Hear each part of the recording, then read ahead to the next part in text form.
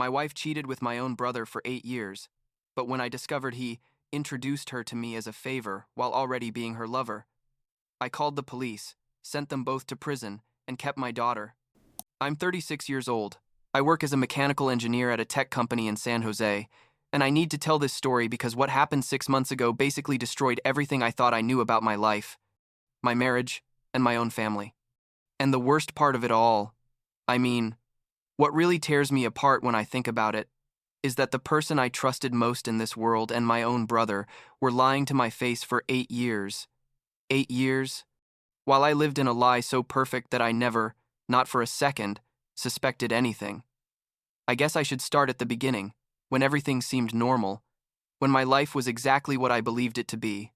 7 years ago, my brother Preston invited me to a tech event in San Francisco. Preston was always the charismatic one in the family, that type of person who walks into a room and everyone turns to look at him. With his perfect smile and his way of talking that made anything sound interesting, he worked in real estate and was doing incredibly well, like he always had stories about million-dollar properties and famous clients. I was the older brother by 2 years, but honestly, sometimes I felt like he was the one who had everything figured out. You know what I mean? I was quieter, more into my engineering projects, happy with my designs and calculations. Anyway, that day at the expo, Preston told me, "Bro, you have to meet someone," and he introduced me to Kimberly. Kimberly was, wow. She was 27 at the time, worked organizing corporate events, and had this energy that just drew you in. She was smart, funny, and when she looked at you, it was like you were the only person in the world who mattered to her. I remember that day we talked for hours about everything and nothing, from my engineering projects to her plans to start her own event planning company. Preston was there with us, joking around, making jokes, being the best friend and brother in the world. I thought, wow, how lucky am I to have a brother who cares so much about me that he introduces me to someone so incredible. Looking back now, I should have seen it. I should have noticed something in the way they looked at each other, but I didn't see anything because why would I? He was my brother. For God's sake. Kimberly and I started dating and things moved fast. Really fast. Within 6 months, we were already talking about the future, about houses, about kids, about that whole life you build in your head when you think you've found the right person. Preston kept being part of our lives, obviously. He'd come to dinner with us like twice a week.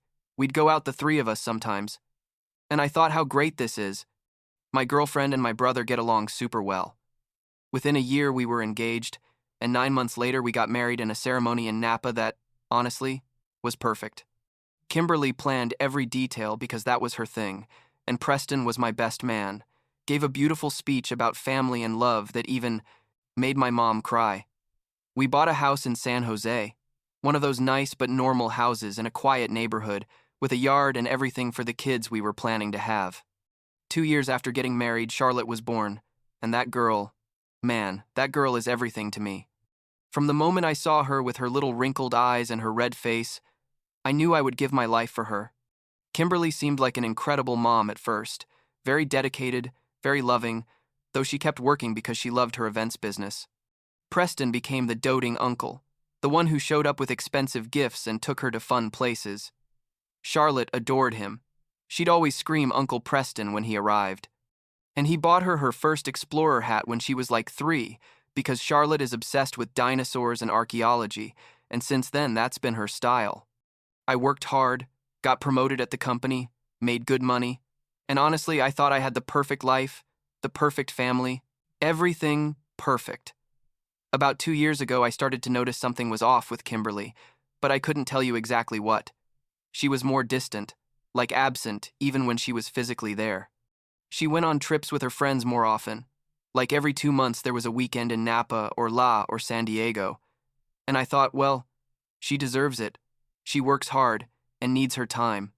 But she started being glued to her phone in an obsessive way, always with the screen facing down, always answering messages at any hour. Once I asked her if everything was okay, and she said yes, that she was just stressed with work, that she had a lot of important events. I believed her because why wouldn't I? We were a solid marriage, or so I thought. We had a beautiful daughter, a nice house, plans for the future. Last year, I decided to organize a surprise party for our 7th anniversary.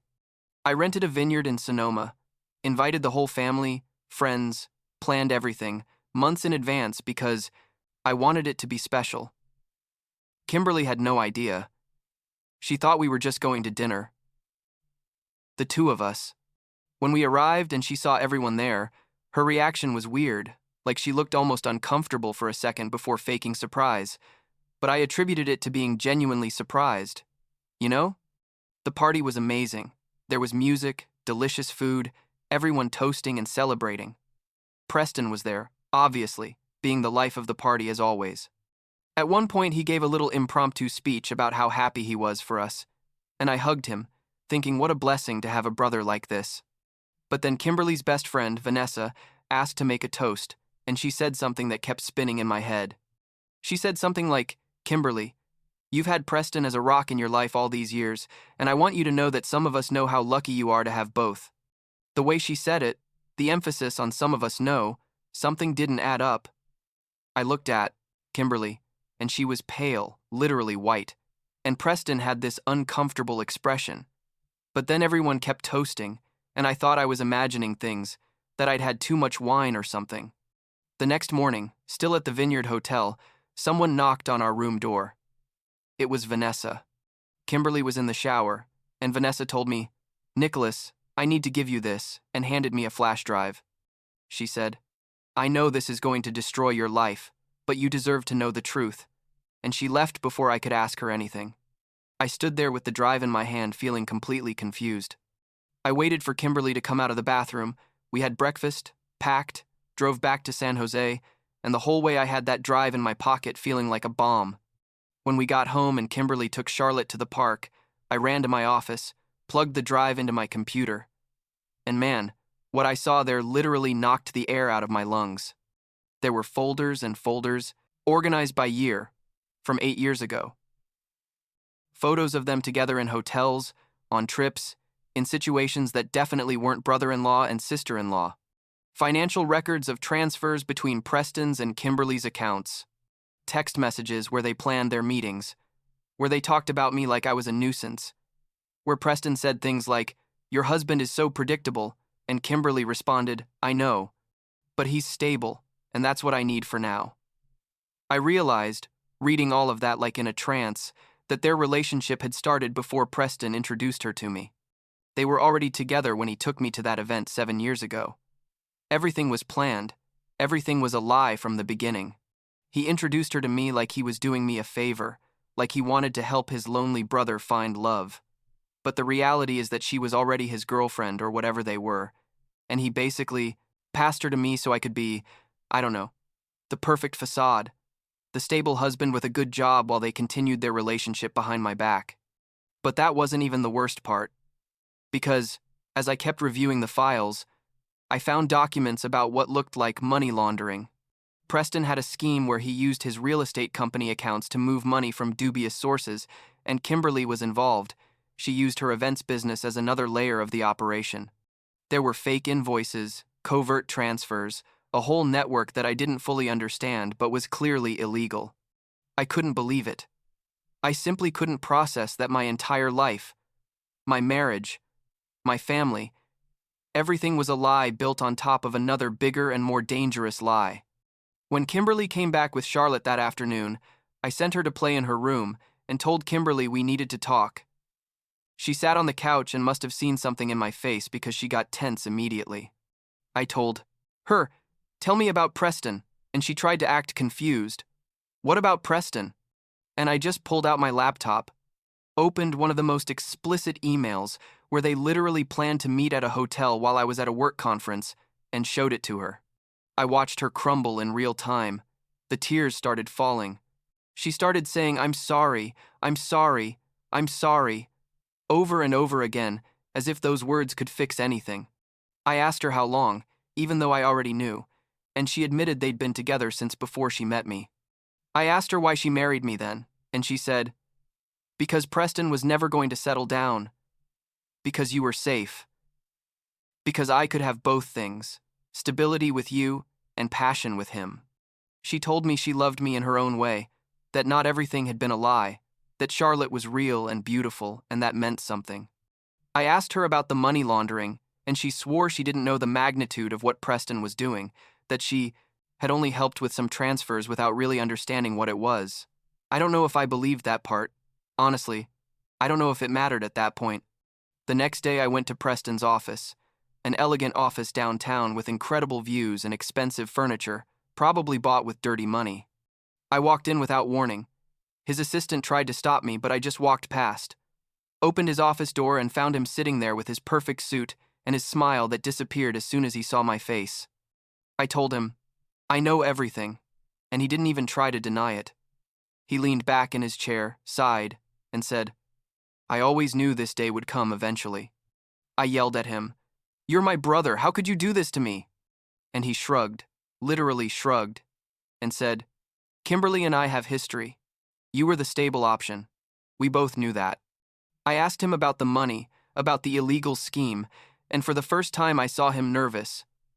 He told me to stay out of it, that I didn't understand how real business worked, that it was better if I didn't know anything. That made me so angry I thought I was going to hit him, but instead I left and went straight to a lawyer and then to the police. Yes, I turned in my own brother and my wife to the authorities, and I don't regret that decision for a second because, you know what? They had no problem destroying my life and potentially destroying my daughter's future with their lies and their crimes. But the first thing I did after talking to the police was order a paternity test for Charlotte. I didn't want to do it. I felt disgusted just thinking about it. But I needed to know if she was really mine or if that was also a lie. Those were the longest 2 weeks of my life waiting for the results, watching my daughter play with her toy dinosaurs and her explorer hat, and thinking, what am I going to do if she's not mine? But the results came and confirmed that yes, Charlotte is my biological daughter. She's my daughter. And I cried with relief when I read that paper, because honestly, I don't know what I would have done if they had taken that away from me too. 2 weeks after I presented the evidence to the police, they arrested Kimberly at her office while she was in a meeting with a client. I found out because she called me hysterical from the police station, screaming about how could I do that to her, that she was going to lose everything, that what was going to happen to Charlotte. I told her Charlotte was with me, that she was going to be fine, and I hung up. Preston was arrested the same day, along with 2 of his business partners.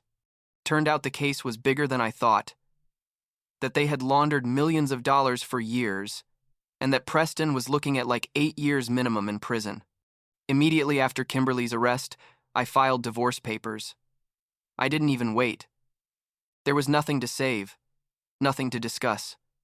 My lawyer was aggressive.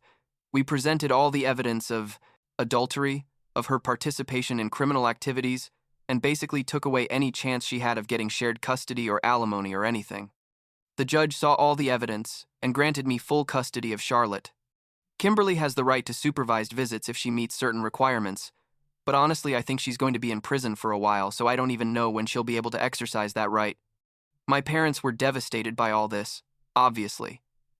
My mom couldn't believe Preston was capable of doing something like that. My dad stopped talking to him completely. Preston tried to call me from jail a couple of times, but I never answered. I have nothing to say to him. Honestly, for me, he no longer exists as a brother. Kimberly also tried to contact me several times through her lawyer, asking that we talk, that I give her another chance, but I have nothing to talk to her about either. I sold the house because I couldn't keep living there. Every corner had memories that were now tainted, knowing that Preston had probably been there many times when I wasn't, probably in my own bed, and that disgusted me so much I couldn't even breathe in that house. 3 months ago, I moved with Charlotte to a smaller but cozier house in another neighborhood. It's a fresh start for both of us. Charlotte made new friends at her school.